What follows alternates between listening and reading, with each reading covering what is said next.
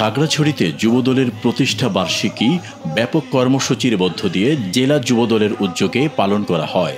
সোমবার বিকেলে শহরের চেঙ্গি স্কয়ার একটি বর্ণাঢ্য শোভাযাত্রা বের হয়। শোভাযাত্রাটি শহরের বিভিন্ন সড়ক প্রদক্ষিণ করে মুক্ত মঞ্চে এসে সমাবেশ করে। এতে সভাপতিত্ব করেন জেলা যুবদলের সভাপতি মাহবুব আলম সবুজ। প্রধান অতিথির বক্তব্য রাখেন সাবেক সংসদ ও জেলা বিএনপির সভাপতি ওয়াদুদ ভূঁইয়া। এ সময় তিনি বলেন, সামনে ত্রয়োদশ নির্বাচন, তাই জনসাধারণের কাছে গিয়ে তাদের সুখ দুঃখের কথা জানতে হবে। আগামী দিনে ধানের শীষে ভোট দিয়ে খাগড়াছড়ির মানুষের ভাগ্য পরিবর্তন করতে সকলকে ঐক্যবদ্ধভাবে কাজ করার আহ্বান জানান তিনি।